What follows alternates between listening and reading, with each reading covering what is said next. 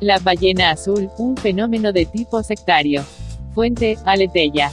Hace unas semanas en Uruguay se supo del primer caso de una niña de 12 años víctima del llamado juego de la ballena azul. En el correr de menos de una semana se registraron al menos 15 denuncias de víctimas de este juego perverso. Este hecho tiene a toda la población de este país en alerta, y las autoridades públicas se han ocupado de alertar a los padres sobre este fenómeno que preocupa a todos. Reproducimos a continuación el artículo que ha publicado Aleteia, escrito por Álvaro Farías, psicólogo uruguayo miembro de la Red Iberoamericana de Estudio de las Sectas, RIES, y autor del libro Sectas y Manipulación Mental. A poco que las denuncias iban produciéndose, los medios de comunicación entrevistaron a varios colegas psicólogos quienes explicaron las posibles causas de este fenómeno, desde el hecho de la falta de comunicación en la familia, la ausencia de sentido de la vida en los adolescentes, el mal uso de esta herramienta que es Internet, hasta quienes levantaron la voz para generar más alarma en la población. Es que no es para menos, al enterarme poco a poco de lo que se trataba este mal llamado juego, se me helaba la sangre. Pero ¿de qué se trata este juego? ¿Y qué puede haber detrás del mismo? ¿De qué se trata realmente? El juego de la ballena azul se originó en Rusia, según algunas agencias de noticias. Su creador, un ex estudiante de psicología, se encuentra detenido en Rusia, y habría iniciado este macabro juego a través de la red social VK, el Facebook ruso. Luego se traslada a la red social Facebook, donde se han creado grupos con miles de seguidores a través del mundo. Son incontables quienes desde el rol de administradores de grupos cerrados de Facebook, invitan a niños y adolescentes a jugar este mortal juego. Luego que la víctima recibe un mensaje de invitación al juego, sigue una lista de 50 desafíos que van desde causarse lesiones y cortes de diferentes partes del cuerpo, hasta cometer suicidio, pasando por privación del sueño, el tener que mirar durante 24 hectosegundos películas de terror, desafíos secretos, chat con el administrador del grupo y comunicación por Skype con otras ballenas. Una nueva forma del fenómeno sectario. Con la información que me iba llegando pensé, no estamos frente a una expresión nueva del fenómeno sectario. Tuve la oportunidad de confrontar esta hipótesis con un muy respetado colega español, el Dr. José Miguel Cuevas, y del intercambio de opiniones con él terminé por confirmar mi hipótesis. Al frente de este juego macabro hay una persona con características de personalidad psicopática. Un psicópata manipulador es una persona desafectivizada que manipula y abusa de otros para obtener algún tipo de satisfacción. En este caso podríamos estar frente a una persona manipuladora con fuertes rasgos perversos, y la gratificación que obtiene de este juego es el hecho de inducir a otros al suicidio.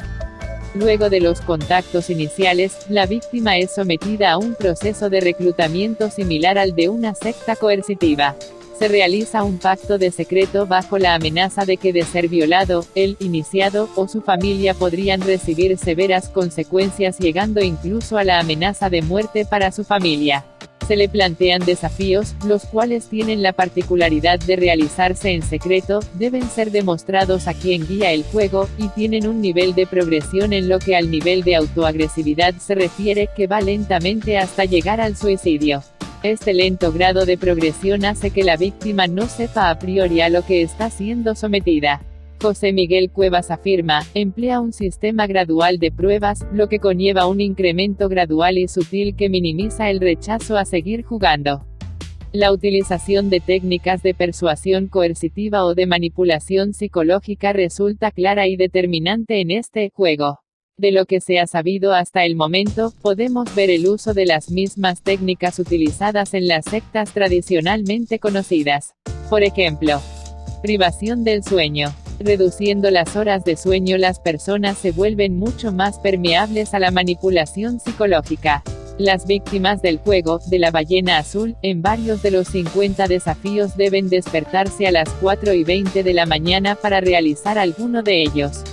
En muchas sectas coercitivas los adeptos son obligados a escuchar interminables sermones por parte de los líderes o gurús con el fin de anular su capacidad crítica. En el caso de este juego, las víctimas deben ver durante 24 hectosegundos películas de terror o psicodélicas, videos que les son sugeridos por el tutor o determinado tipo de música con letras de contenido suicida. Alejamiento de los pares. En las sectas coercitivas tradicionalmente conocidas, el proceso de captación conlleva a la ruptura del relacionamiento social que el adepto tenía antes del ingreso a la secta. En el caso del juego de la ballena azul, se incita a las víctimas a alejarse de sus amigos, para lograr así que todo se centre en torno al tutor del juego, y otros participantes. El Dr. José Miguel Cuevas Barranquero sostiene, es un juego donde el factor grupal es muy relevante, donde posiblemente, además de atrapar a jóvenes poco socializados o en un momento de vulnerabilidad, se generan sistemas de presión grupal difíciles de atacar, especialmente si se consigue que el joven esté en cierto grado incomunicado. Alejamiento de sus figuras parentales. En las sectas coercitivas, el proceso de manipulación psicológica apunta a atacar las figuras parentales. En el caso de este juego, se busca el distanciamiento no solo de los pares, sino también de la familia. Todo lo arriba escrito nos permite inferir que estamos frente al despliegue de una dinámica de captación análoga a la de las sectas. Aunque no hemos tenido contacto con víctimas de este juego en Uruguay, podemos en cierto grado afirmar que se produce entre el tutor del juego y sus víctimas una relación sectaria que pasa del distanciamiento de los amigos a la ruptura con la familia, a centrarse en el grupo virtual compuesto por la víctima y otras ballenas. Esta dependencia grupal, sumada a los desafíos que se le proponen, arrastra a una situación de manipulación que lleva al suicidio. Varios ejemplos en la historia hay de sectas que han conducido a sus adeptos al suicidio colectivo o a suicidios inducidos a distancia. Las víctimas de la manipulación. La adolescencia es una etapa de la vida de particular vulnerabilidad. Existe un relativo consenso entre quienes estudiamos el fenómeno sectario de que cualquiera puede ser captado si es abordado en el momento justo, por la persona indicada utilizando la técnica apropiada. Es claro que más allá de los rasgos de personalidad que tengan los adeptos a sectas, hay una situación de particular vulnerabilidad a la captación sectaria cuando las personas pasamos por situaciones de crisis. Sin dudas es la adolescencia no solo una etapa de la vida de especial vulnerabilidad, sino también una etapa de crisis. Según J. M. Bamonde, entre los factores predisponentes a la captación sectaria el más importante es creer que uno no sería captado, creer que a mí no me pasaría, creer que en mi familia no pasaría. Fenómenos de este tipo se vuelven oportunidades para reflexionar sobre la comunicación en nuestras familias y una invitación para estar cerca de nuestros niños y adolescentes, quienes son los más vulnerables a la manipulación de estos psicópatas. El obispo de Ávila llama a ser cautos con las prácticas orientales de meditación. Fuente: Diócesis de Ávila. El obispo de Ávila, Mons. Jesús García Burillo, ha dedicado su última carta semanal a ofrecer criterios católicos de discernimiento para el yoga y otras prácticas que pretenden en muchas ocasiones ofrecer un apoyo espiritual a las personas y que no son aceptables para la fe cristiana. La misiva, titulada Mística cristiana y no cristiana, responde así a las inquietudes de muchas personas que consultan sobre estos temas, y su autor, el prelado abulense, se sitúa en la línea de la enseñanza magisterial de la Iglesia. Por su interés, reproducimos la carta en su integridad. Mística cristiana y no cristiana. Queridos diocesanos, hoy en día muchos cristianos se preguntan si ciertas prácticas orientales como el yoga son compatibles con la fe cristiana y si son un método válido de oración. Ante esta cuestión, y con riesgo de reducción del tema, quisiera exponer algunos criterios de clarificación. El yoga nació en la India y recibe su nombre de la raíz yug, que significa uncir, unir, ligar. Se trata de una disciplina ascética orientada a someter las potencias del cuerpo y del alma y a conducir la mente a la tranquilidad absoluta interior y al éxtasis, llegando a la unión con el universo o con la divinidad Brahman, Shiva, Vishnu. Ya se usaba en los siglos B y VA. C, y su fin es dominar los pensamientos atravesando 8 grados, 5 preparatorios y 3 en los que se alcanza la meta. Los grados preparatorios requieren una observancia ética, purificación y mortificación, la superación de los vicios y la práctica de las virtudes. Añaden una preparación física por medio de posturas corporales a veces difíciles, resistencia, tenacidad, armonización del sistema nervioso, dominio de la respiración. Además, una preparación psíquica descargando todas las imaginaciones y fantasías inútiles. Esta preparación dura meses o incluso años para el practicante de yoga.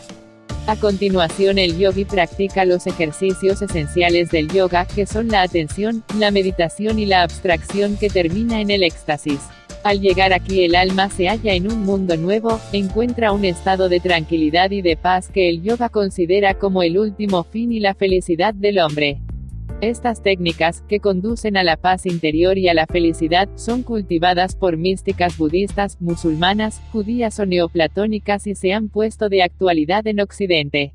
Por ejemplo, el filósofo Alois Haas, Zurich, 1934, recibió recientemente el título de doctor honoris causa por la Universidad Pompeu Fabra de Barcelona, después de haberle entregado su fondo de 40.000 libros sobre mística y espiritualidad.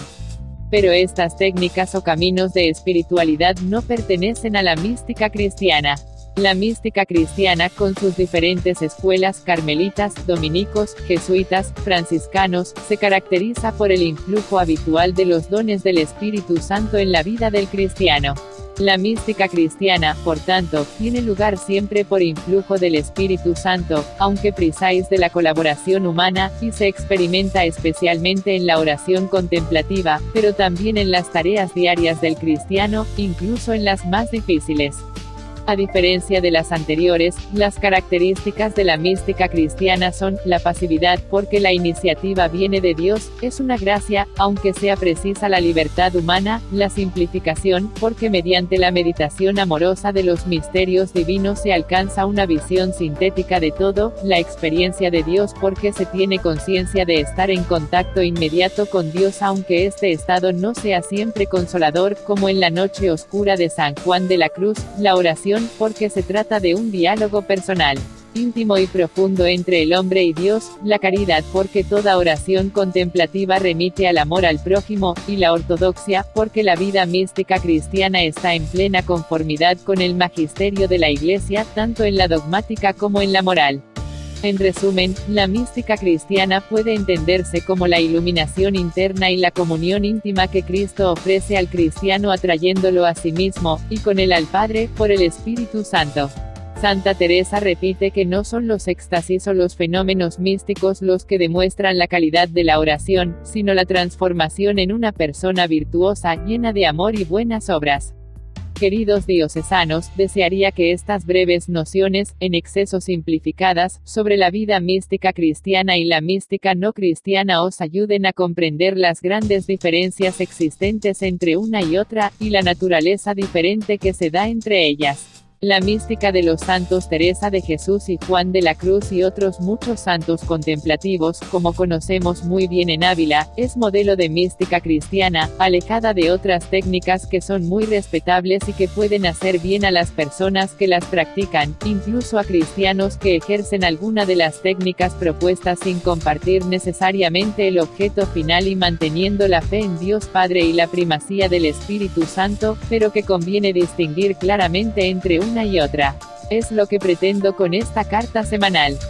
Sacerdote mexicano critica las sectas venidas de los EU como negocio.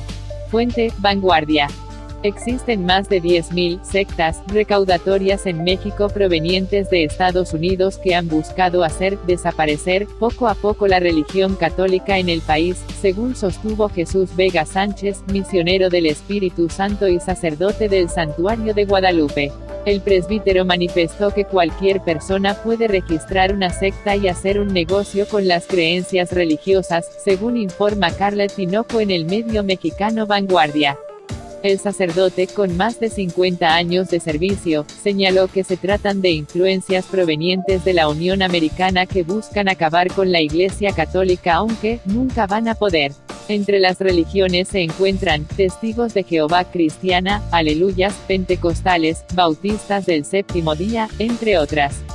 Mientras el jerarca católico Jesús Vega Sánchez estuvo en Estados Unidos escuchó, si Cristo no hubiera existido en Estados Unidos lo hubieran inventado porque es muy buen negocio, y dijo que en ese país existen más de 36.000 sectas que sobreviven del diezmo y del cobro por alabar a Dios por medio de los cantos, y aunque si leen la Biblia, muchos textos son mal interpretados hacia los fieles y eso ha hecho mucho daño. Vega Sánchez también dijo que en Estados Unidos cualquier persona puede registrar una secta, y pagar cerca de $50, sin embargo, en ese país ninguna iglesia paga impuestos. Luego han descubierto a algunos que se trata de un negocio y les ponen unas multas muy altas.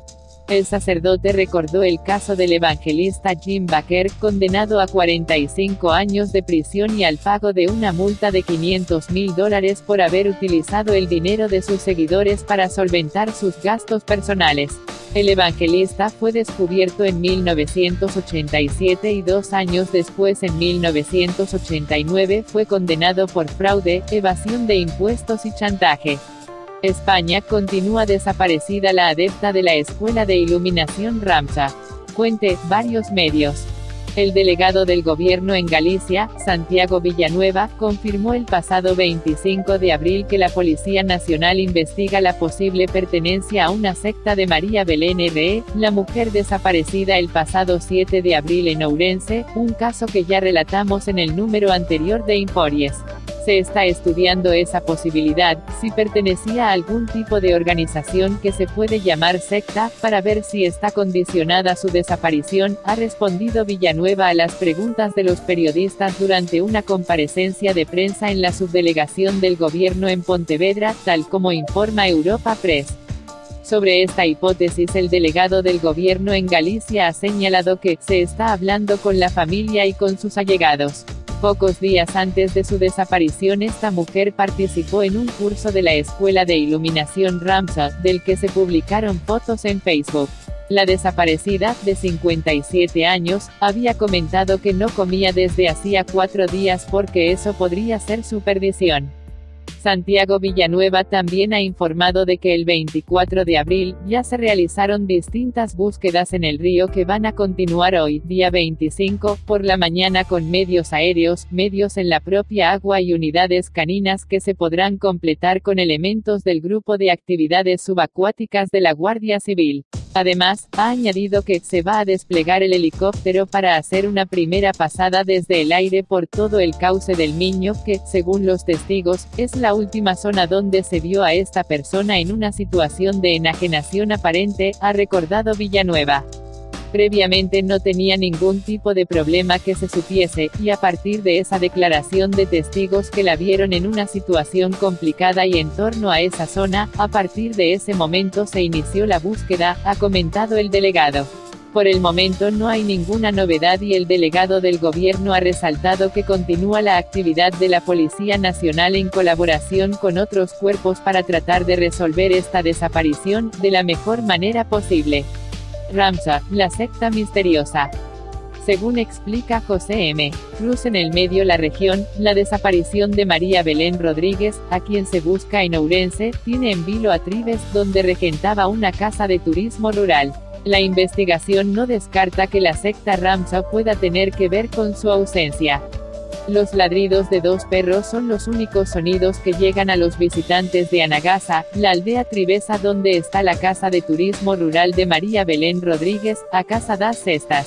De ella no hay ni rastro, ni en este pequeño pueblo de casas de piedra, ni en la ciudad de Ourense, donde posee una peluquería. La delegación del gobierno en Galicia fechó su desaparición el 7 de abril, pero en Trives se la echa en falta desde mucho antes. Había máis don mes que non viña, comenta Ángel García, propietario de otro establecimiento hotelero enfocado a los amantes de la naturaleza, Paso de San Lorenzo, y también dueño del rebaño de ovejas que cuidan los canes que ladran al recién llegado. Desde hace días, carteles con el rostro de María Belén Rodríguez recuerdan su desaparición a los triveses. Su cara es conocida, en buena medida por trabajar muchos años en la estación de montaña de Manzaneda. La incógnita surge cuando se habla de las causas de su desaparición. Incluso se habla de que ésta pueda guardar relación con una secta, Ramsa.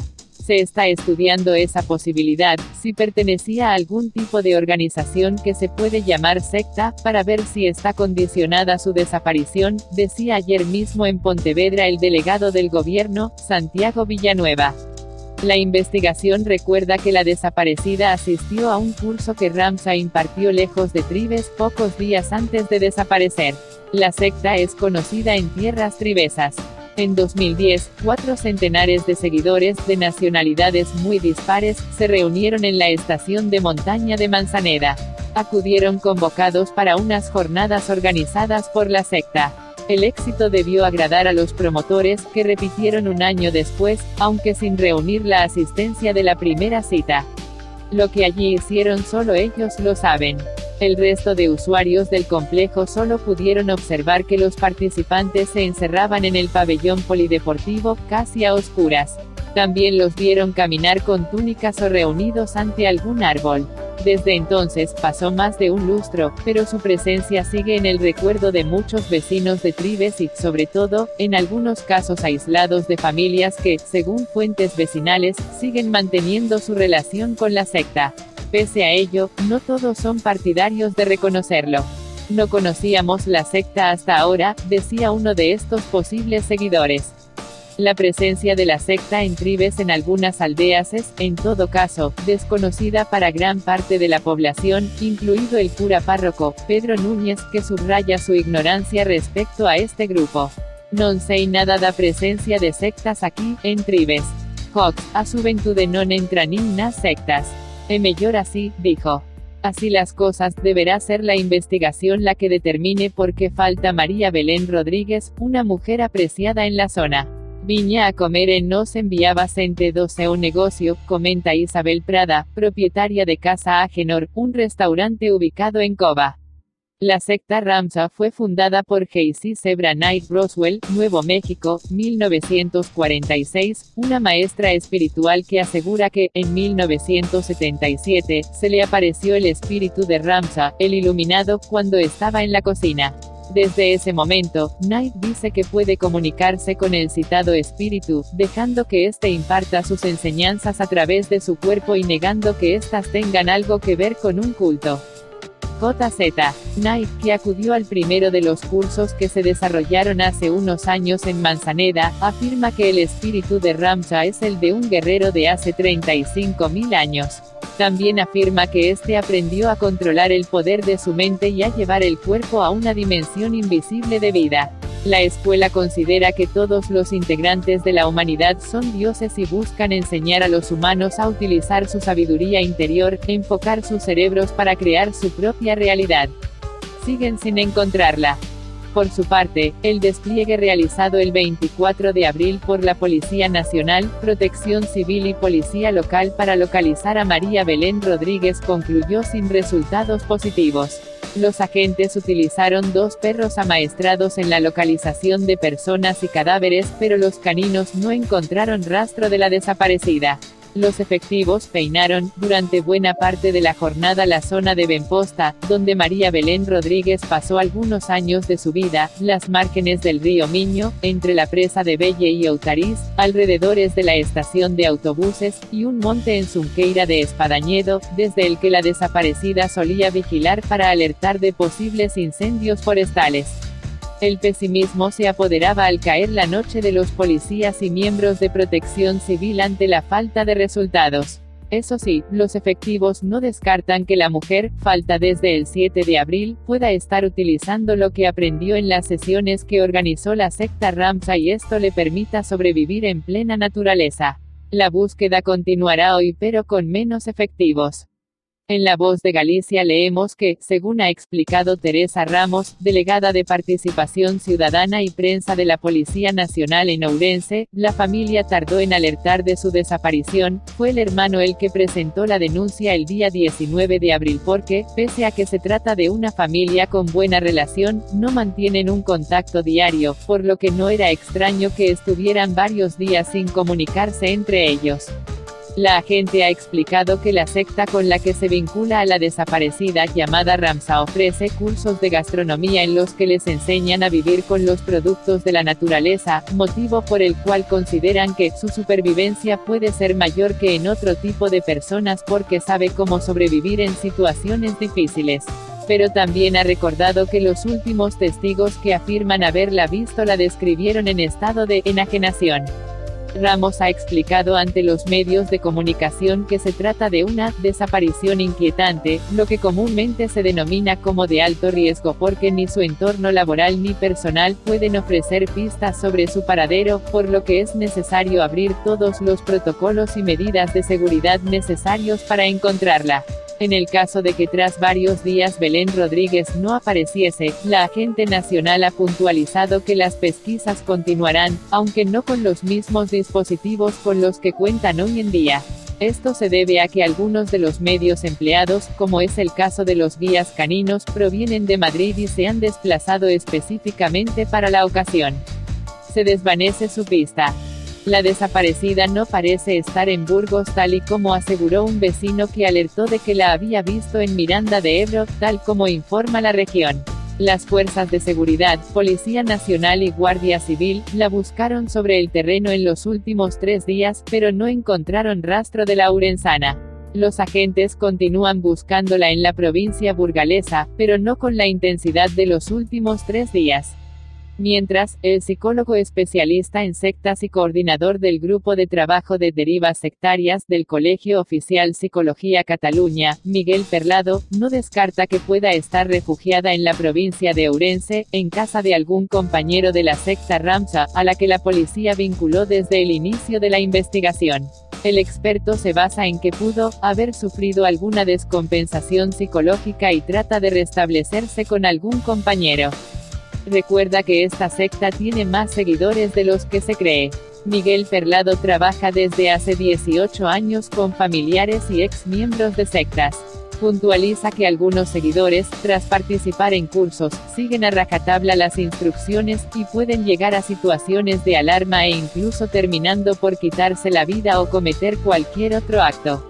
La representante de Ramsa en España no atiende el teléfono y pide a los interlocutores que dejen un mensaje de voz, al que tampoco responde.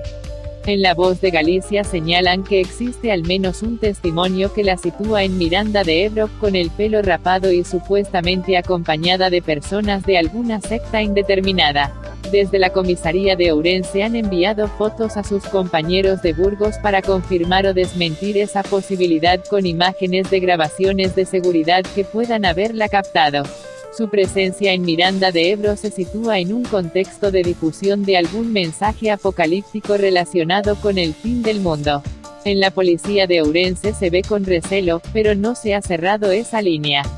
El subdelegado del gobierno, Roberto Castro, apuntó a la posibilidad de una marcha voluntaria por parte de la mujer, aunque no existe rastro de ella desde hace 3 semanas. La búsqueda, prácticamente a ciegas, se mantiene en aquellos lugares donde se le presume algún tipo de relación, incluyendo Tribes, San Pedro de Rocas y Ourense. El helicóptero de la policía y los perros ya no actuaron a finales de abril. Más de 300 testigos de Jehová colaboran en la construcción de su nuevo Salón del Reino en Jerez. Fuente, Diario de Jerez. Después de más de 30 años celebrando sus reuniones en la calle Taxdirt, la comunidad local de los Testigos de Jehová en Jerez, Cádiz, ha comenzado la construcción de un nuevo y moderno lugar de culto que cubrirá las necesidades actuales de la comunidad, según informa el Diario de Jerez. El nuevo edificio, de unos 400 metros cuadrados, se situará en la parcela que la confesión adquirió el año pasado en la calle José Cabral Galafate y tendrá un auditorio con capacidad para más de 200 asistentes. Además, contará con una zona de aparcamiento en la que podrán estacionar hasta 13 vehículos. Se ha hecho un esfuerzo especial para que el edificio sea 100% accesible y estará especialmente adaptado para que puedan asistir a él las personas sordas de toda la provincia de Cádiz. Los trabajos, que continuarán durante los próximos meses, se están llevando a cabo íntegramente por trabajadores voluntarios que de forma desinteresada participarán en el proyecto. Aunque la mayoría de los voluntarios pertenecen a la comunidad local de los Testigos de Jehová en Jerez, estos están siendo ayudados por un grupo de construcción formado por compañeros voluntarios que han venido desde diferentes puntos de la geografía española, tales como Murcia, Huelva, Alicante o Tarragona. Se espera que durante los meses que dure la obra participen en total más de 300 voluntarios distintos. Una exposición muestra la realidad de los templarios, alejada de todo esoterismo. Fuente: Religión en Libertad. Que los templarios siempre fascinan, que incluso están de moda, es fácil demostrar. El domingo 23 de abril, el programa de TV MasterChef emitió una edición de cocina medieval, desde el Castillo Templario de Ponferrada, un castillo que solo en la Semana Santa de 2017 hectáreas recibido ya 8.000 visitantes. En Barcelona, hasta el 23 de julio se puede visitar la exposición Templarios en el Museo de Historia de Cataluña. Y cada vez que se organiza una muestra de temática templaria en cualquier ciudad ligada a la orden, el éxito de visitas está asegurado. Lo cuenta Pablo J. Ginés en Religión en Libertad. El comisario de la exposición de Barcelona, Ramón Sarobe, insiste en decir a la prensa que el Museo Catalán quiere mostrar la vida de los templarios alejada del papel esotérico que se les ha atribuido y dar a conocer cómo llegaron a ser religiosos adheridos rigurosamente a la ortodoxia católica. Pero, porque los caballeros templarios tienen una aureola especial de misterio que no tienen otras órdenes de caballería. La clave está en sus últimos días. La clave está en su final, y una buena forma de explorarlo es el libro de Mario Dal Bello Los últimos días de los templarios, Ciudad Nueva. Dal Bello es a la vez periodista y profesor de historia y de literatura y sabe explicar las cosas de forma ágil con un estilo de crónica novelada, detallando paso a paso la compleja danza de traiciones que llevó a la muerte y extinción de los templarios en 1314.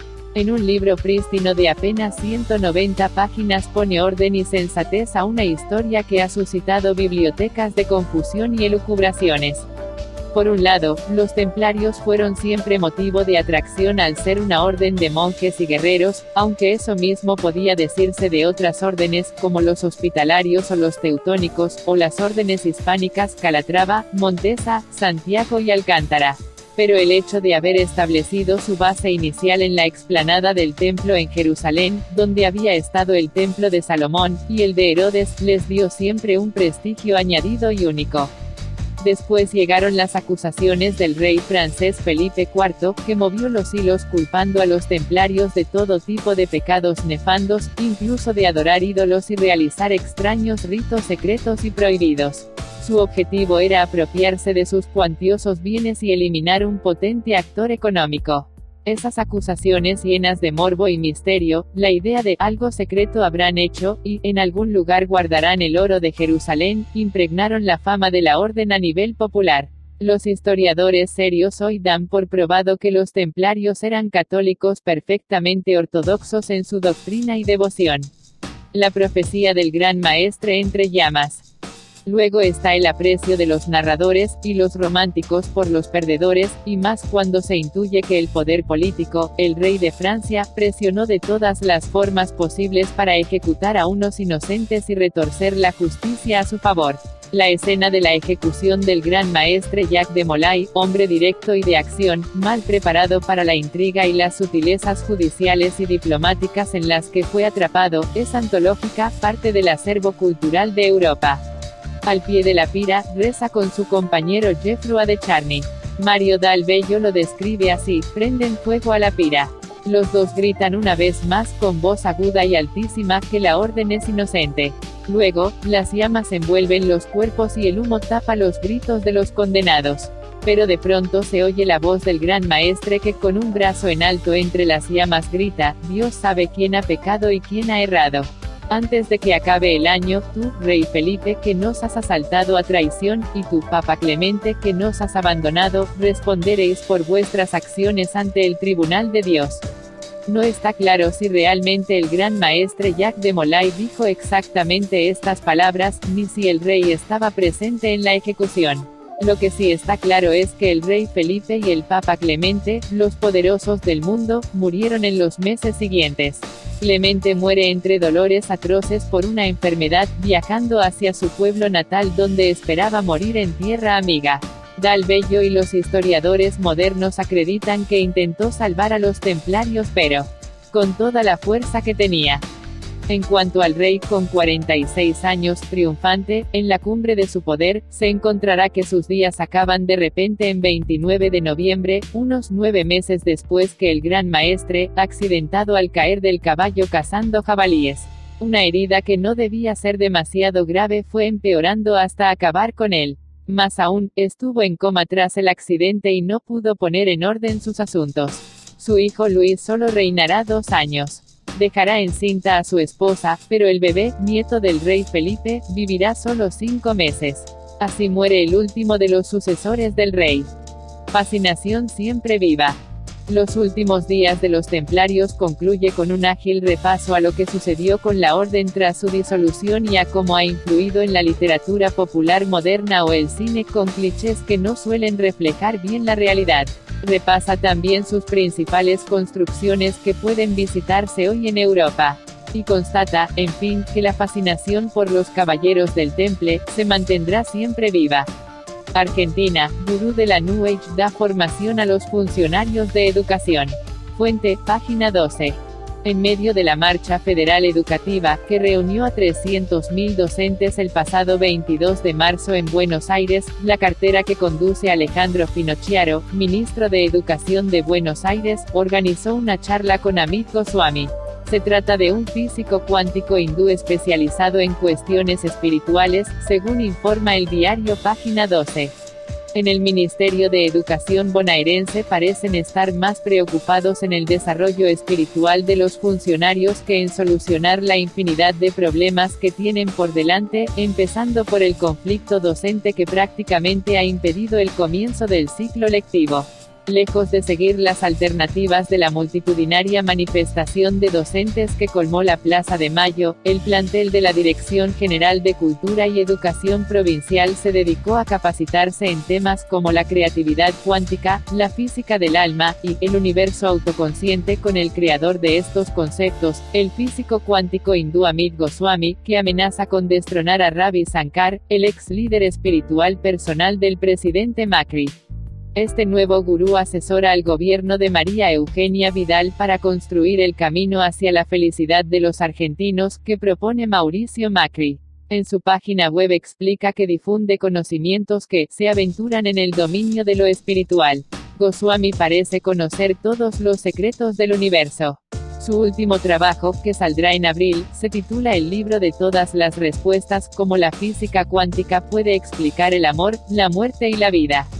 La actividad que lideró este físico, autor de libros como Creatividad cuántica, La física del alma, El universo autoconsciente y el activismo cuántico puede cambiar la civilización, estuvo organizada por el ministerio que coordina Alejandro Finocchiaro y la agencia Amit Goswami Argentina. El titular de la cartera no estuvo presente, sino que participaron el subsecretario de Educación, Sergio Siciliano, y los vicepresidentes primero y segundo del Consejo General de Educación, Diego Martínez y Claudio Gómez. En un video del canal que el ministerio tiene en YouTube contaron luego su experiencia. Según el comunicado oficial de la cartera que conduce Finocchiaro, el objetivo era que los educadores reciban nuevas herramientas creativas e innovadoras para formar docentes. Siciliano destacó que para ellos es un honor recibir esta capacitación. En la misma línea, Liliana Ochoa, de la Dirección de Formación Continua, resaltó que Goswami los ayudó a elaborar estrategias de transformación y de crecimiento personal para el fortalecimiento de los equipos de trabajo. México, alrededor de 2 millones de personas adoran a la Santa Muerte. Fuente, Diario de Jalapa. Santa, Niña Blanca, Madre, Blanquita, Santísima. Son los nombres que se le dan a la Santa Muerte, amada por miles, rechazada por otros. Jóvenes, adultos, ancianos, pobres, ricos, hombres y mujeres buscan obtener la protección y bendición de la Santa, según explica Itzel Molina en el Diario de Jalapa. Algunos de los que le siguen reconocen que tiene dos dualidades, la de la bondad y la de la maldad, que pueden ser utilizadas por quien le pide con fe y amor. Se estima que en el país alrededor de millones de personas son adoradoras de la Santa Muerte, gente que la ha buscado en periodos de desolación, tristeza, por enfermedad, desamparo o haber sido víctima de violencia. Pero también hay quienes pertenecen al culto de la Santa Muerte por lograr una conexión con ella mediante señales y mensajes. El número de personas que le rinden culto y creen en ella ha crecido de manera significativa en los últimos años. Prueba de ello es el cúmulo de productos que se ofertan en su honor.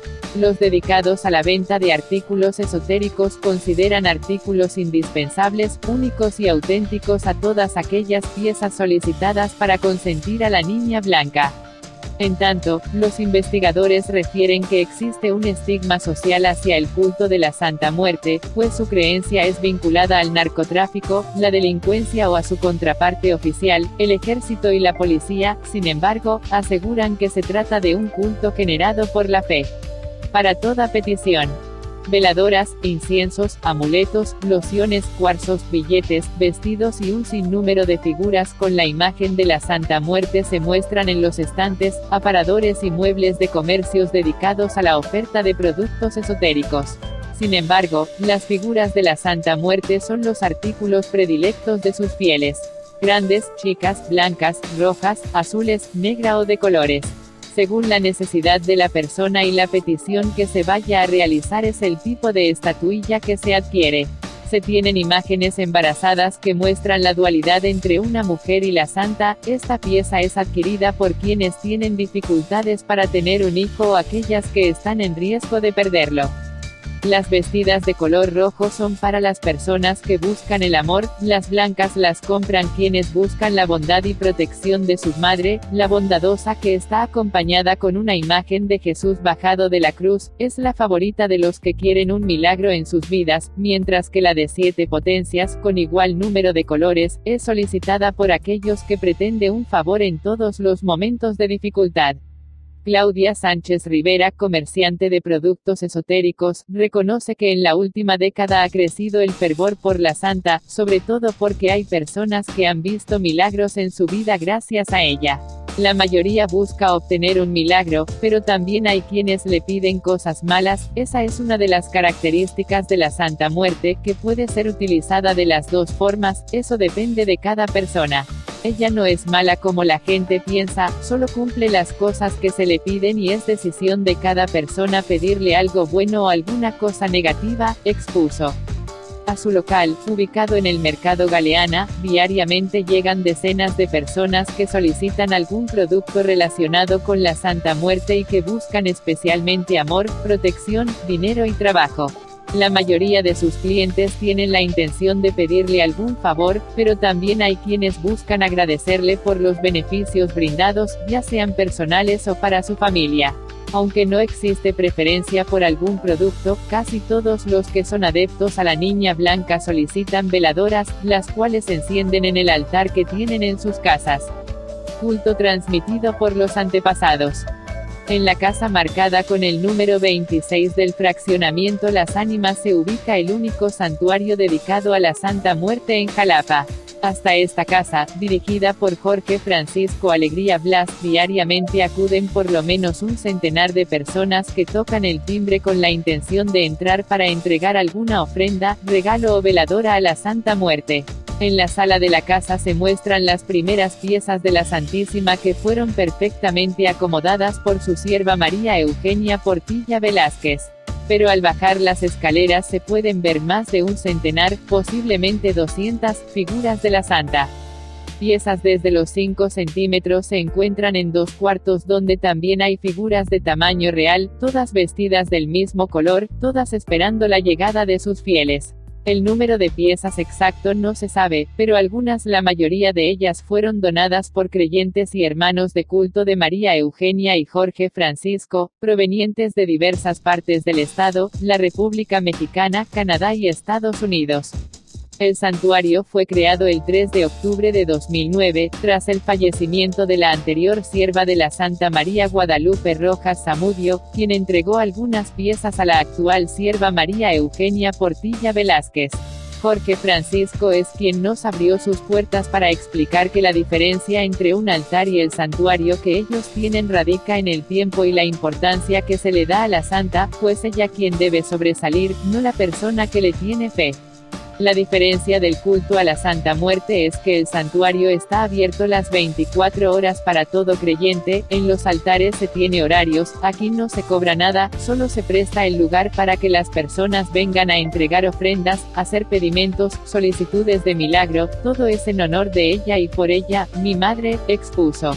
Manifestó que contrario a lo que se piensa, en el santuario no se le pide dinero a ninguna persona y no se busca obtener algún beneficio con la fe, pues lo único que se hace es prestar un espacio para que cada persona tenga un acercamiento directo con su madre.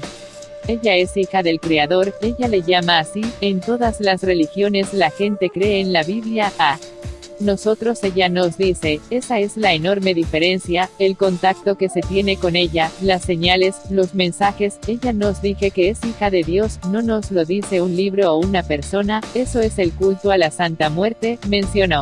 El último día de cada mes, los hermanos de culto cambian la ropa, accesorios y peinan las pelucas de todas las piezas que se tienen en el santuario. Se trata de una tarea que requiere la colaboración de varias personas y múltiples horas de trabajo porque debe ser concluida antes de la medianoche. María Eugenia Portilla Velázquez es la responsable de diseñar cada uno de los vestidos, por lo que durante el mes dedica tiempo y esfuerzo a esta tarea encomendada por su madre. Todas las piezas deben estar vestidas del mismo color y con la excepción del mes de marzo que se tiene que utilizar el color blanco, se puede seleccionar el tono que se quiera. Ya sea que la tela la compre esta familia o la dona algún hermano de culto. Aunque toda persona puede acudir al santuario el primer viernes de marzo, solo los hermanos de culto, alrededor de 30 personas, reciben limpias, es decir aquellos que durante el año acudieron a todos los rosarios que se realizan cada domingo a las 18 horas y las oraciones de medianoche. Este día las puertas se cierran a las 9:15 de la noche y se abren hasta que se concluye con todas las limpias. Para el 31 de octubre se realiza la fiesta en honor a la Santa, ese día se hace fiesta, baile, se celebra con música, oración y ofrendas. Un estigma que se debe erradicar.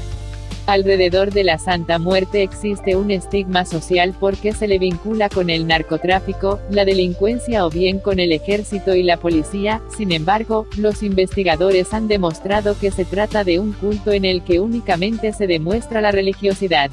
El culto y la creencia en la Santa Muerte involucran a amas de casa, comerciantes, estudiantes, profesores, profesionales, a toda persona que ha visto en ella compasión, amor, paz y consuelo. Lo que caracteriza a este culto y separa de las religiones institucionalizadas es que sus prácticas, liturgias y rituales se realizan de manera diferente por los distintos devotos. Tal y como lo explica el investigador de la Universidad de Quintana Roo Antonio Higuera Bonfil, quien en diciembre pasado presentó este tema en Jalapa, en el culto a la Santa Muerte coexisten grupos de creyentes muy cercanos al catolicismo, otros más cercanos a la santería, a la hechicería, a la brujería en el sentido más tradicional, algunos asociados a los dioses prehispánicos e incluso vinculados al satanismo. También podemos encontrar altares domésticos, en los que la congregación no existe como tal, solo son creyentes que van a rendir culto y a ser limpiados, expuso. En los últimos 15 años se ha estudiado el culto a la Santa Muerte desde las ciencias sociales y al tiempo en que Enriqueta Romero presentó la imagen, de bulto, de la Santa Muerte, en Tepito, lo que dio pie a la visibilización social y con ello cambió el panorama del culto. Aunque el culto no inició ahí, esta fecha se considera un parteaguas para la investigación y el análisis porque lo que estaba en el ámbito privado, doméstico, incluso clandestino empieza a verse en la vida pública con la imagen que a la fecha prevalece, opinó. La mayoría de la producción académica se centra principalmente en el origen de la creencia, sobre la cual hay al menos dos hipótesis. La primera establece que el culto puede rastrearse desde la época prehispánica y que ha sobrevenido una evolución en sus ceremonias. Y la segunda es que se trata de una creencia llegada desde Europa originada durante la época de las grandes epidemias medievales, como podría entenderse por su representación icónica más conocida con la guadaña y el hábito. Pese a ello, se han originado imágenes muy particulares, pues el devoto tiene la libertad de identificarse con un perfil y la representación que mejor le convenga, siendo esta la principal característica de este culto, su plasticidad icónica y litúrgica. Padre español denuncia: mi hijo murió por culpa de la pseudociencia. Fuente: redacción médica. Hace 4 años que a Mario le diagnosticaron leucemia en el Hospital Arnau de Valencia. Solo tenía 21 años cuando la enfermedad, 6 meses después de ser detectada allá por enero de 2014, derivó en el fallecimiento del joven.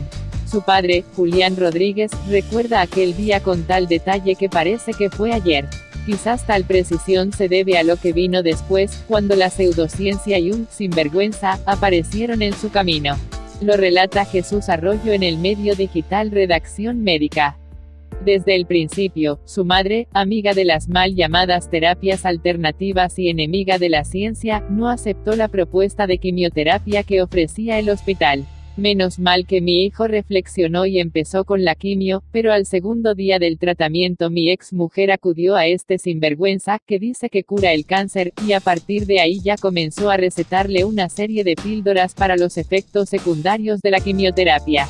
Julián se refiere a José Ramón Llorente, el supuesto médico que es capaz de eliminar las células cancerígenas con un tratamiento a base de vitaminas, según presume él mismo en sus vídeos de YouTube y en diferentes artículos sin base científica. Con su tratamiento solo consiguió agravar las dolencias de Mario y propiciar un final dramático. ¿Cómo se explica que un estudiante de física se prestara a las quimeras de un chamán? El chico tenía cáncer y tenía miedo. Intenté hacerle ver la locura que iba a cometer si abandonaba el tratamiento, pero Mario confiaba en las palabras del individuo. Por culpa de su madre, responde con rabia Julián. Ni sus amigos, ni miembros de la Asociación contra la Leucemia y Enfermedades de la Sangre, ASCOL, lograron hacerle cambiar de opinión. Tratamiento a base de hongos. Ahora, la Audiencia Provincial de Valencia sentará en el banquillo de los acusados a Llorente al acreditar que se presentaba públicamente como médico, aunque con el adjetivo de naturista. Le prescribía a Mario un tratamiento que decía ser contra el cáncer, pero que interfería en su recuperación, al llevar algunos elementos contraproducentes, como hongos o alcohol. Además imponía su autorización y visto bueno a los pasos del tratamiento médico auténtico que precisaba Mario por su leucemia, pautándole personalmente el programa de su tratamiento, ajustándole la medicación, explican los magistrados, que aseveran: no hay duda, el investigado desplegó una praxis propia de un médico sin serlo. Precisamente, ese es uno de los motivos que alega audiencia para sentar a Llorente en el banquillo, para que no se sienta legitimado judicialmente para proseguir con tan peligrosa actividad. Según recoge el auto, el falso médico figura como experto en medicina que aborda el cáncer, y aparece en vídeos en internet, hablando con terminología de apariencia médica del cáncer, de su más ventajoso tratamiento con vitaminas, frente a la quimioterapia. Nosotros al principio creíamos que José Manuel Llorente era médico, pero cuando Mario murió fui personalmente al Colegio de Médicos de Valencia con la intención de presentar una denuncia contra este tipo. En ese momento descubrí que ni siquiera tenía el título, cuenta Julián. Ese día, recuerda, fue consciente de que tenía que hacer justicia para honrar la memoria de su hijo y no dejar que nadie más cayera en las manos de los curanderos. Julián, por suerte, nunca ha tenido la oportunidad de cruzarse frente a frente con el verdugo de su hijo, pero admite que le mandó varios mensajes en los que le exigía que pidiera perdón. Nunca recibió respuesta. Yo no quiero saber absolutamente nada de este señor. Lo que me pide el cuerpo es matarlo. Pero lo único que quiero es hacer justicia para ejemplarizar su caso, relata. Estafados. Este padre calcula que Llorente les estafó a él y a su familia más de 5.000 euros, después de 6 meses de tratamiento fallido, basado en medicina ortomolecular, una pseudociencia que carece de fundamento para curar enfermedades. Precisamente detrás de este tratamiento se apoya la Sociedad Española de Nutrición Ortomolecular, que está presidida por José Ramón Llorente. La misma sociedad ofrece un curso en técnico superior en nutrición ortomolecular, por 1.350 euros. Lejos queda ya el día que Julián Rodríguez fundó la Asociación para Proteger al Enfermo de Terapias Pseudocientíficas, APETI, desde donde peleó con ayuda de divulgadores, activistas y especialistas contra la difusión de mensajes contrarios a la ciencia médica que, según el escrito de la Audiencia Provincial de Valencia, puede costar la salud y hasta la vida. Pero hoy ya, no tengo nada que ver con ella, en referencia a su permanencia con la APETI. Este padre se define como un hombre de acción, que al ver que desde la asociación que él fundó no se conseguía poner fin a este tipo de terapias, prefirió optar por acudir a la justicia. Tengo una buena relación con ellos, pero a través de la difusión no se va a acabar con esto. Ahora estoy empezando con otra plataforma para hacer que se cumplan las leyes. Porque hay normas más que de sobra para que determinados personajes no estén mal informando a la sociedad, pero claro, si no denunciamos no se van a hacer cumplir, explica. Cuando se le pregunta por la raíz de este problema, Julián lo tiene claro: los políticos y el Ministerio de Sanidad saben perfectamente que hay más de 40.000 centros sanitarios que imparten pseudociencias. La sociedad está infectada de brujería moderna porque las autoridades no hacen nada. Tengo multitud de solicitudes interpuestas a Inspección de Sanidad de la Consellería de la Comunitat Valenciana y ni siquiera me han contestado. Los políticos saben perfectamente cuál es el problema. Una semana antes de que la leucemia venciera a Mario, este fue consciente del error que había cometido dejándose aconsejar por alguien que se autodenominaba como médico. Su padre recuerda las 4 palabras que su hijo le dijo antes de morir: «Papá, me he equivocado». Él creía que este tipo era médico y le iba a curar a través de un tratamiento naturista, así se lo manifestó y se lo hizo creer. Él no se equivocó, a él le engañaron.